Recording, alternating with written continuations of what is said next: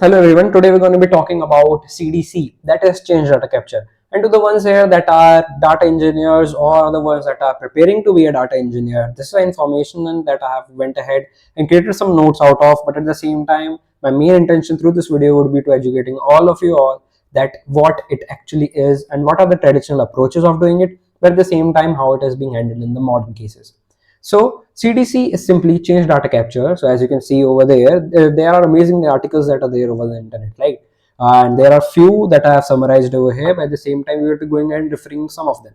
So as you can see, as it is stated over here, that CDC is a technique to go ahead, detect and record the various updates, which could be inserts, deletes, or anything around that, and create a particular summary of it so that our database is always synced. So what's all this conversation that we had, right? So consider you are owner of a startup, right? But at the same time, you have a particular database in which there are a lot of payments being going on. Some are being getting failed, some are getting declined by the bank, but at the same time, a lot of operations are be running. So how does this particular databases and this management is handled is by CDC. It not only goes ahead and works as a particular process which takes care of whatever changes are being happening in the database for that particular instant, but at the same time takes care that it doesn't have to look through all the 10 million rows that it would have the transactions of to detect what are the changes that have been done in the past few minutes, right? So CDC is simply a process that takes care of all of this, but at the same time syncs it through so that you can run your dashboards on it, your analytics on it, and provide it simply to your various data engineers so that they can have a better approach to the data that has been running. So first of all, you might be wondering, okay, this is CDC, then why do we even care about it, right? So let me go ahead and share with you this amazing article by Matt Allen. So it does tell you that it is used for running operational analytics. So what it is, basically consider you, as I stated, you are an owner of a startup, or for example, you have your own retail chain, right? You have millions of orders coming along, but at the same time, you have to manage all these transactions. It helps for you to go ahead and take care of it. So it is why it matters for the large scale companies as well as for the small ones. Not only that, if you are a data engineer and want to go ahead and have this particular technology and everything educated to you, it's necessary you have a good grasp into it. For example, it helps in fraud detection. So if some of you out there want to go ahead and have a particular approach or a job in data engineering, fraud detection is one of the things that will be very integral, and that's where CDC again comes in.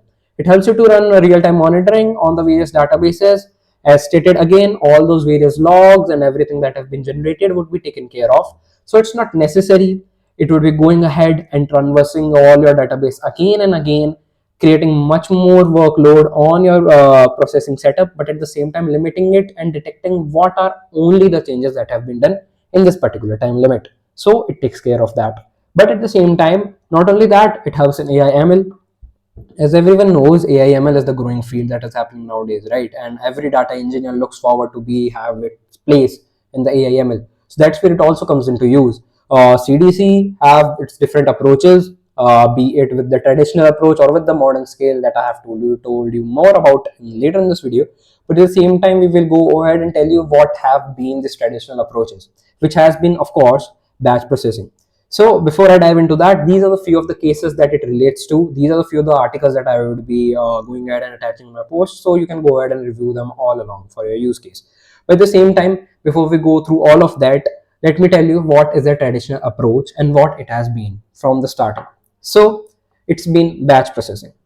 Consider batch processing, as everybody knows, you have a particular set of transactions that have been happening in your database. Consider those are a lot of deletes being happening, but at the same time, a very few inserts. So what earlier the database and the engineers, what they used to do is go ahead and take those logs, convert them in different batches, but at the same time, what it used to do is provide it all to your CDC processing, and it used to find from all of those batches what are the changes that have been done by comparing it with the previous database. So like it's like a snapshot of it. But at the same time, it was not much reliable, and it used to put a huge workload on our processing setup. So this has been the processing of the past times, but now the things have been further advanced. And enter Debezium. Debezium can be considered as the setup which was working with Debezium along with Kafka. It used to manage whatever the CDC operations have been occurring in a particular database, but at the same time, it was very slow and it used to have a lot of errors, which was something not very much helpful for a company that is dealing with a lot of transactions. A few of them have been discussed here in this wonderful article by Astury. So, as they have stated, this is how you percept a particular database. You consider it, okay, you have the write ahead logs given to it. The Debezium tells you can connect it with a simple DB connector. And then you consider, okay, whatever the changes have been detected, they would be going through and adding to our particular databases, and you can simply run analytics on it. But the reality is actually very, very different. That's where the issues of the companies come in. Firstly, it have the various table frozen for snapshotting. So let me tell you a brief of it. What it actually is. Consider you have your own table, right? But at the same time, it's been running the various processing of those various transactions. Debezium, by a connection of it, used to go ahead and sometimes stall the processing of it, because of which some of the processes used to get stuck, and the entire synchronization between the original database and our database for running the analytics was lost. So if you have been going ahead and following me in this video through and throughout, I told you that how CDC is important for the data engineer to run the analytics. Therefore, beating the complete case with the Debezium. This has been an issue, and this is not only the issue. In this article, they have told much more things about it. So, one is the operational overhead that was also included. Debezium required a lot of connectors along with it. It required Zookeeper, which is another processing software that was required with it, but at the same time, another Kafka Connect workers that were working along with it, creating much more overhead for a company, and at the end of the day, your storage services. And then no auto scaling or quick recovery. This is one of the integral things that is causing the various companies to shift onto various modern approaches. That is Olake. Olake, before I tell you more about it, let me tell you how it originated and what are the problems that it's solving at the same time, and getting through the issues that were there with the Debezium. So first of all, the technical limitations of it. One was the latency that is being solved by Olake. I will share you the benchmarks of it later as well, and the initial snapshot performance. At the same time, the snapshot was, I'm saying this word again and again. Sorry for that, but at the same time, how it was working was that the initial snapshot it was taking, the performance of that was very, very slow, but then not meeting to the standards. So not going too deep into it, but at the same time, consider it was not very efficient. Debezium and Kafka was our, first of all, the secondary approach after batch processing, which came along in past few years. Nowadays, it has been happening with Olake. So before I dive into it, let me tell you what it actually is and how it actually works. So let me go ahead and tell you what it originated with these problems and how it's solving.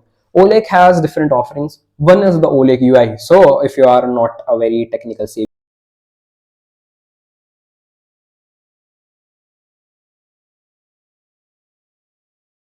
you want to go ahead and introduce Olake to your technical team. How you do that is by using Olake UI. Olake UI can be considered a simple platform where you can go ahead and connect your database. For example, if you have a database in a Postgres setup, right, and you want to run analytics into it, analytics are being run through a particular data lakehouse only, right? And the data lakehouse is required for getting all those analytics and all those dashboards that are necessary, that are being facilitated by Apache Iceberg. I'm not going to go too deep dive into it, but consider Olake provides you the integration with Apache Iceberg. That is the leading powerhouses that is necessary for running the analytics on all of your data. It takes care of the CDC I told you about, takes care of the challenges the traditional approach faced with the batch processing, takes care of the Debezium as well, but at the same time provides them all with different offerings, and is being slowly adopted by various companies. But in this particular video, we're going to be slowly diving deep into it. So first of all, let's go into the benchmark, right? Because that's interest to the people the most. So here's a quick comparison. All right. So consider I'm telling you about Olake, right? I'm comparing it with Debezium over here. What if we are synchronizing it from a source database to a particular data lakehouse for analytics? Olake takes about 4.1 billion rows and the time it takes for syncing it is only 24 hours. But Debezium also takes 24 hours, but the amount of rows it is being synced is only one fourth of it. So that's a huge difference for the companies, right?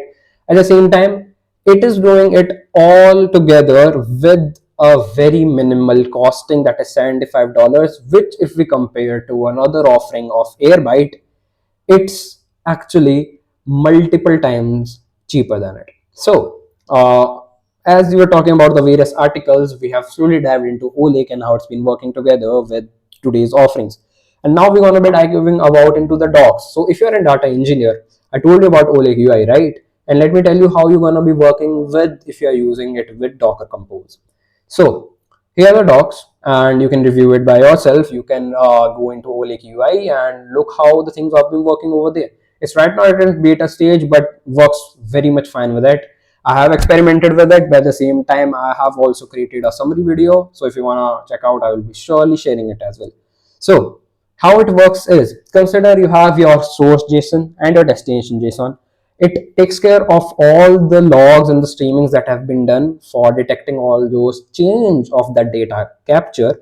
It does all of that, sees what is the source JSON of it, what the data used to exist like, sees it, create a particular stream of it, and then sends it to a destination.json, which is Apache Iceberg. It's exclusive of it. So not only that, you can go ahead and run various commands. You can run discover to get ahead and see what are the streams like, and run sync to replicate your data to your specified destination. So as simple as that. Here's a quick video on that. You can review it. It's very easy to use. There are only a few commands and the documentation is very good. But at the same time, we all are working together of improvising it more. The core contributors at Slack, you guys can join it, but at the same time, it's actually in its very good stage and solving all those traditional approaches that were too actually needed to be solved in current 2025 stage. So I'll catch you in the next video where I'm going to be talking about these benchmarks, where I told you how it's faster and how it's actually raising the benchmarks and giving it a good competition to the traditional approaches. So more on that on the next video. This was all about CDC, and then we're going to be diving deep into the Apache Iceberg and the integral things of data engineering. So see you on that. Thanks a lot.